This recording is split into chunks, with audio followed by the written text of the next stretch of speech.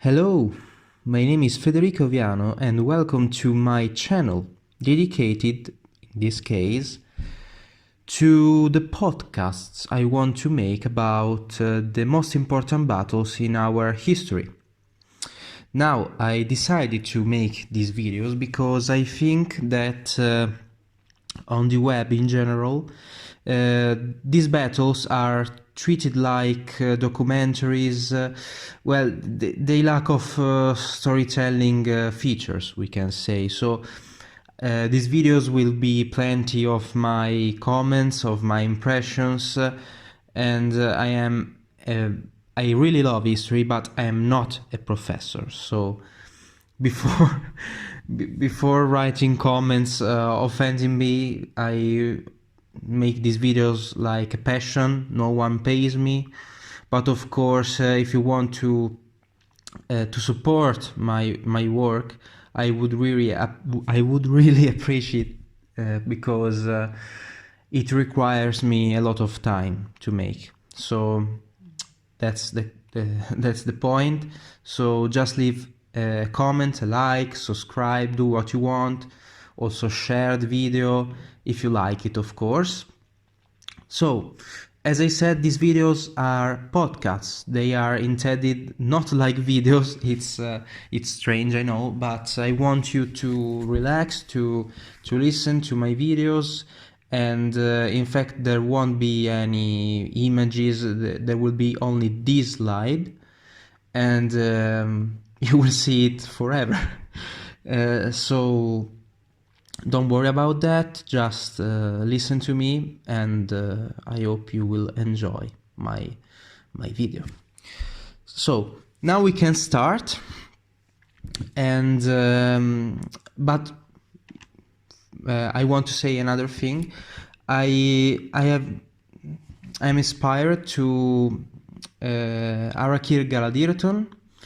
I will link his channel below. He is my favorite YouTuber, and he makes podcasts of Lord of the Rings. He is absolutely fantastic for me, and the podcast is intended, as I said, as a storytelling one. So as him, I want to make these videos to involve you rather than just telling you facts and events. So now we can really start the video, and we will talk about the Battle of Vienna that occurred in the 12th of September of 1683. Now, who is the attacker? The attacker is the Ottoman Empire. The Ottoman Empire at that time was huge. We can think of the East Roman Empire, and talking about territories, of course. It controlled a lot of territories, and it wanted to control also Europe. And the gate of Europe was Vienna at that time. And in fact, Vienna was under the control of the Austrian Empire led by Leopold I. And the Grand Vizier, Kara Mustafa Pasha, led the Ottoman army and besieged the city in the summer of 1683, leading an army of 150,000 men. So a huge army. And they besieged Vienna.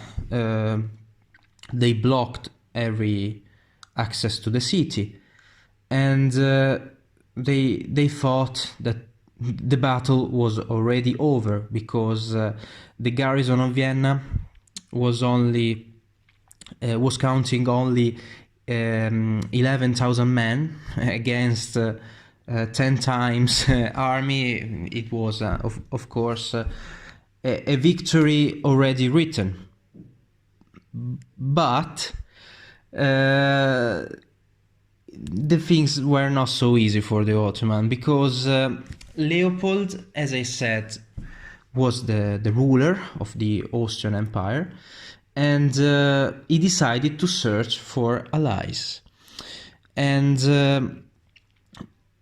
he had time, because the Ottoman strategy was to dig tunnels underground to reach the city, then put charges, and then let these charges explode to blow the walls of the city, because Vienna, as I said, was a huge city. Maybe I didn't say it, but it was a huge city, and also very well defended. It had cannons and other defenses. So even if the Ottoman army was huge, and in fact their number was too great for the defenders were defended by a very strong defensive system. I've said a lot of time defended, but pardon me. So, as I said, this strategy to dig these tunnels required a lot of time, because the Ottomans had to build trenches, and of course the defenders were not just looking to the Ottomans doing their things, they were defending the city and firing back to the Ottomans. And the tactic of the Ottomans, if you saw The Lord of the Rings, the Two Towers, was the same of Saruman when the Uruk-hai besieged the Helm's Deep. And so it requires some time. The Uruk-hai let the wall explode in one day, but in one night, in fact, but the Ottomans needed more time. And so Leopold had time to search for allies. Now, we can think of a divided Europe, because there are many countries. There is no Italy, there is no Germany. So there are minor countries, and also these countries hate each other a lot.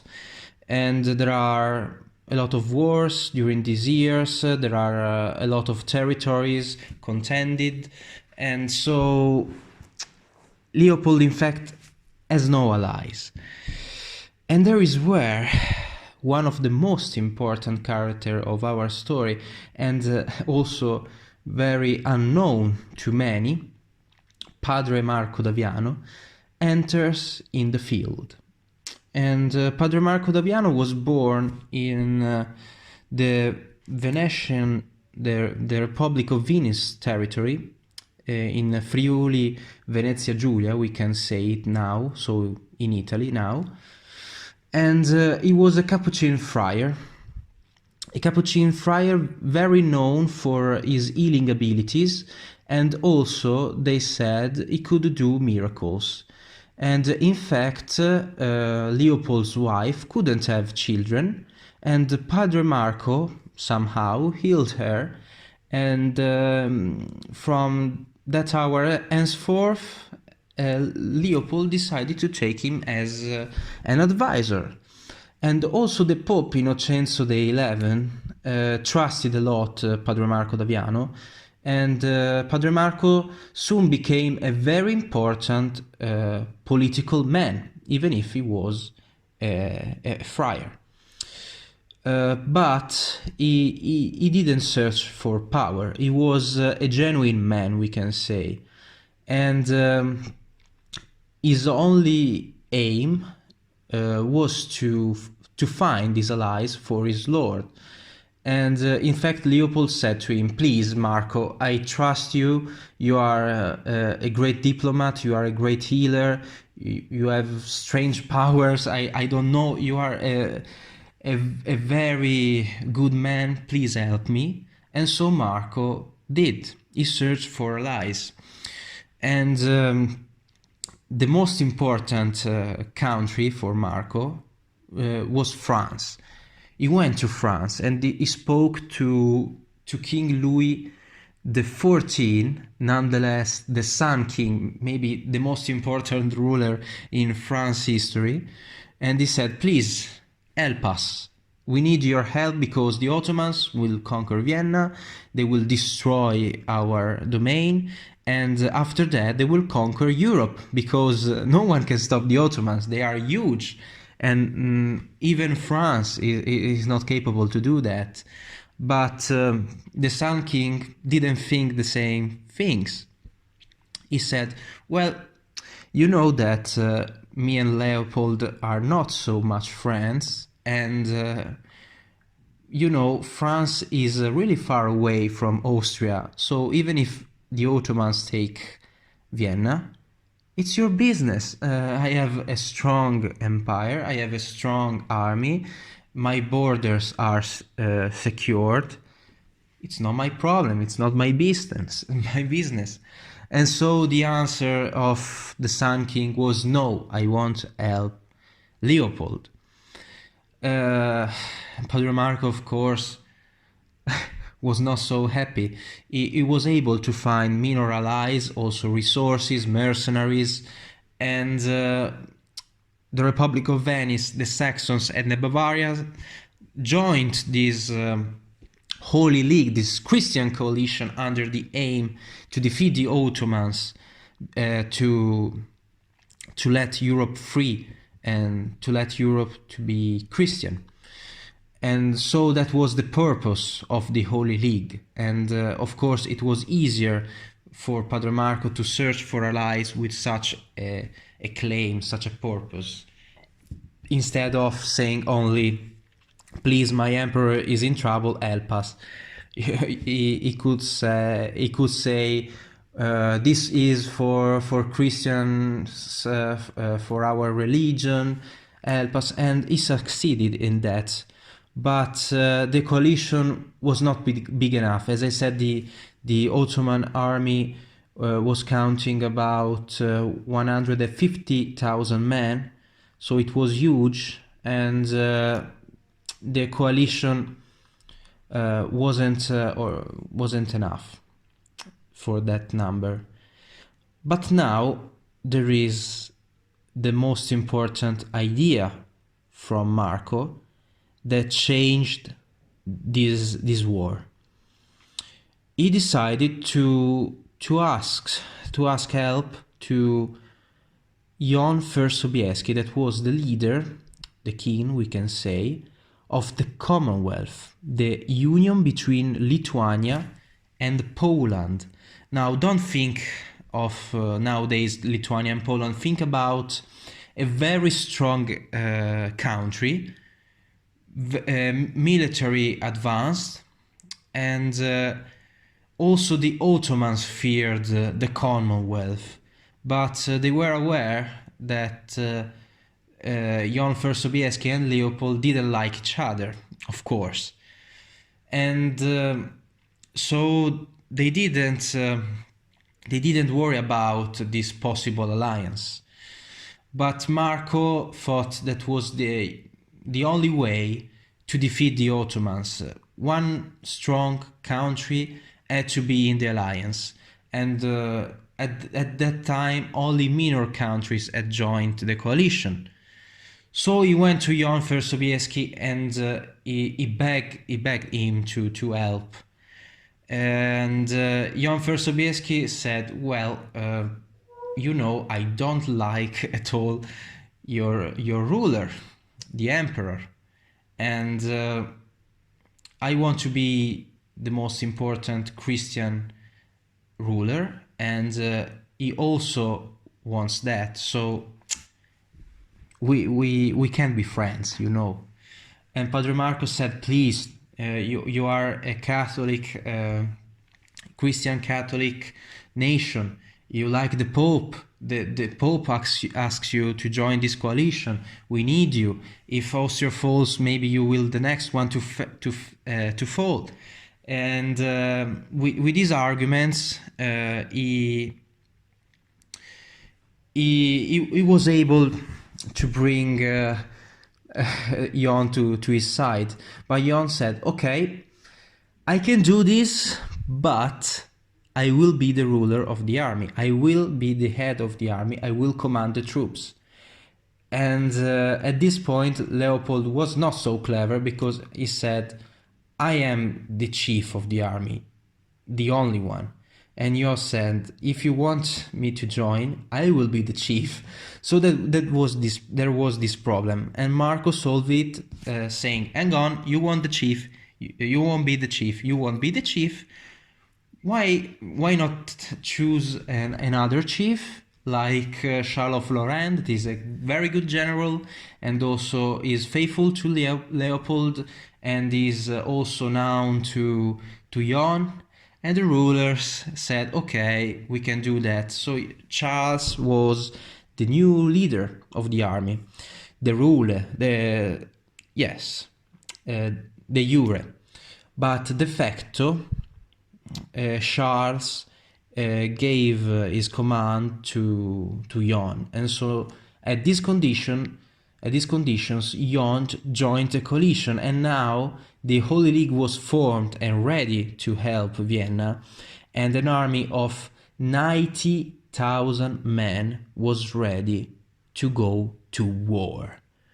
But time was passing, and the Ottomans were almost ready to bring the city down. They dug these tunnels, they put the charges, it was all set. And Kara Mustafa Pasha was thinking about his victory. He was certain of that. So when he saw the army coming, he didn't expect it at all. And this was his worst mistake, because as the old Romans teach us, the first thing you must do when you besiege a settlement is to block any access to the settlement, and this the Ottoman did. But after that you must build an encampment, and that the Ottomans did. But after that, you must build defenses. You must defend the encampment.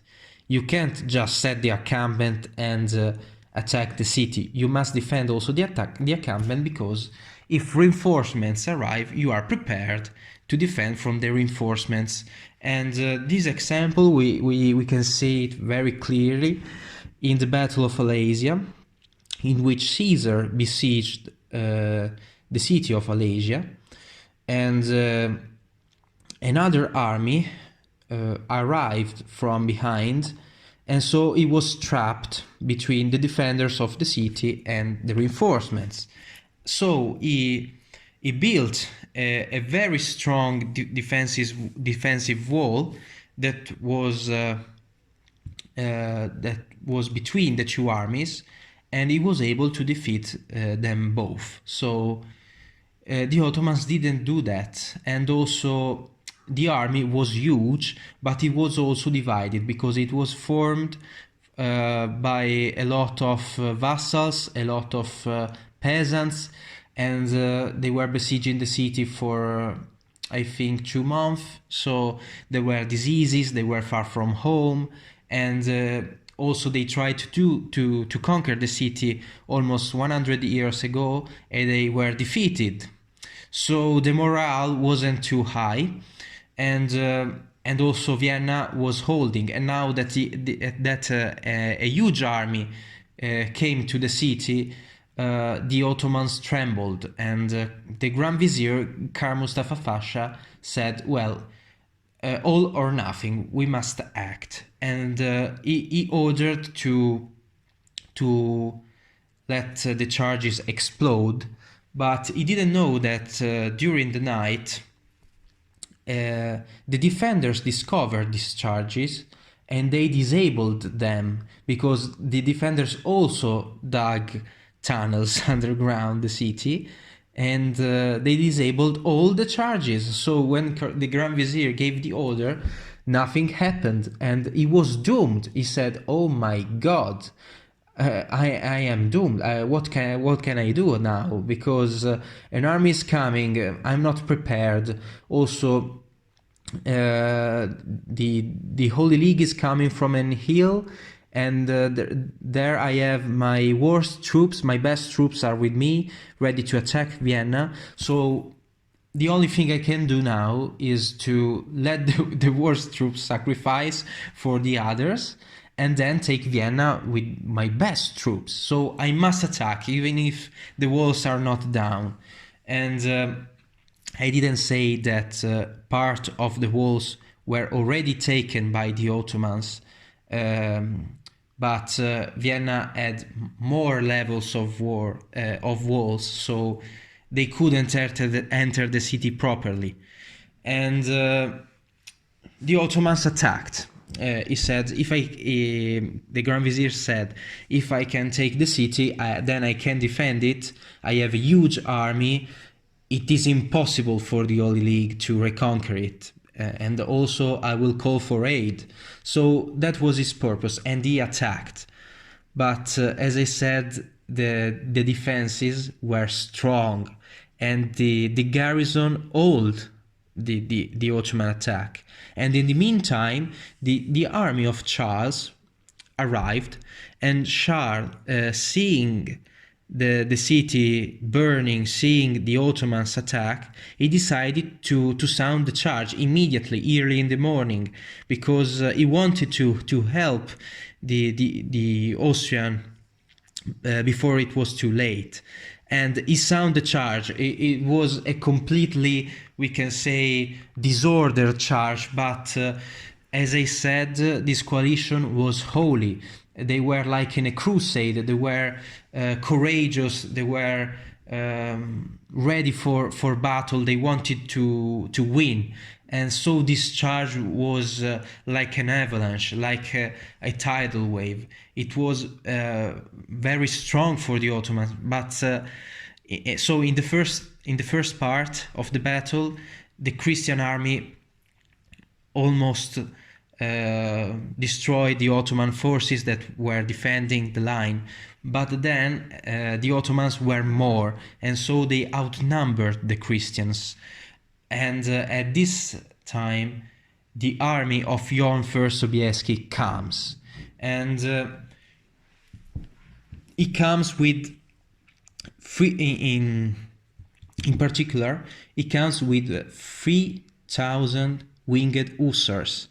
So if you don't know the winged hussars, please search on the web because they are amazing. And I can't put an image because of the copyright. You know now that the copyright laws on YouTube are very restrictive, so apologize me, but please search an image and you will see what the winged hussars are. They are cavalry units, but they wear huge armor, and they have in fact two wood wings that are enormous. They are huge, and so they are also scary.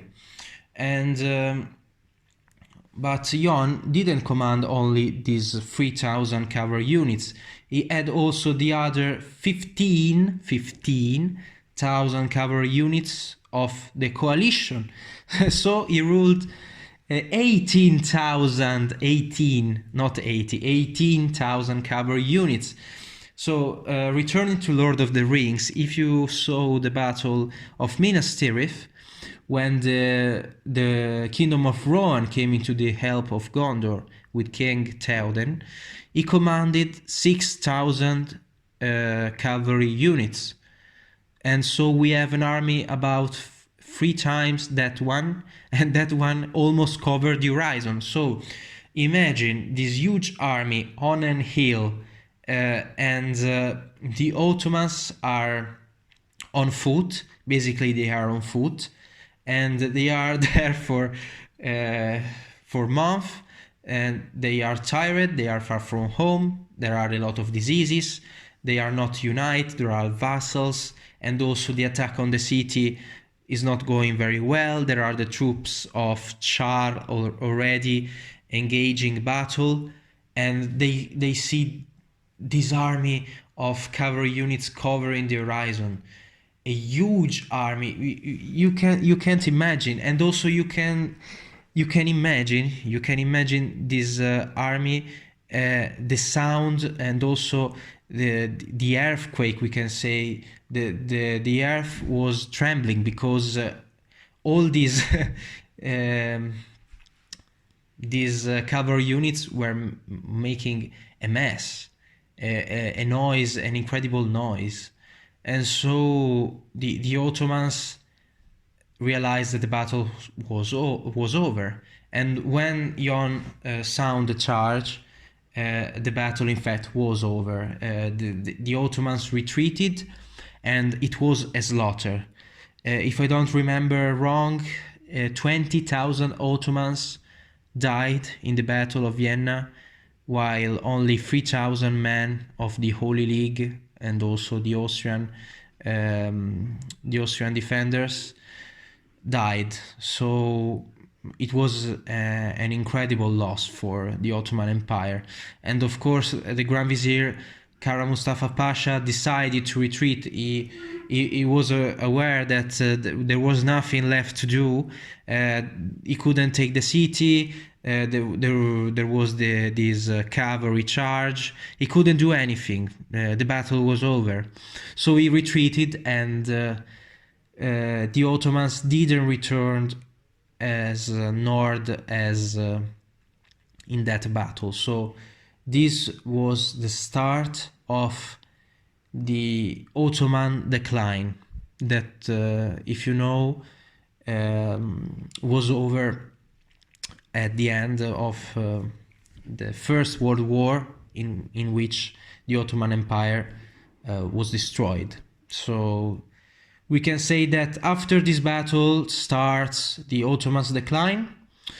And what about the Holy League? Well, the Holy League, as it formed, it was also, how can I say? I don't know the word in English, I must admit.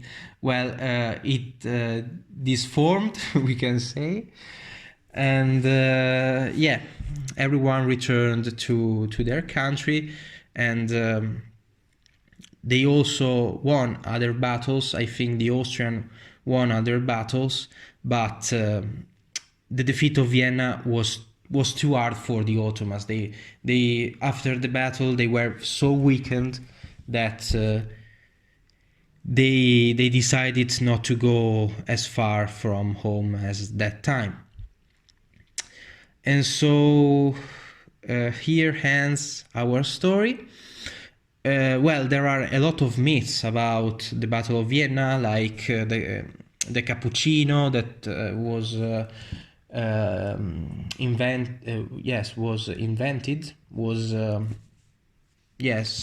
invented by Padre Marco. And also there are legends about the croissant, and also there are legends that as soon as the Ottomans saw Padre Marco on the hill carrying a cross, a Christian cross, they fled. But of course it's a myth there. But I wanted to also underline this popular culture. And yeah, here it ends our story, and I hope you enjoyed the video. Please leave feeds, comments, and I don't know what will be the next video. I maybe think of the Battle of Teutoburgo. That is the most... I don't want to spoil that. Okay, I can only say it will be the Battle of Teutoburgo. I think so, yes. So please, as I said, let me know if you like the video, and see you next time. Bye bye.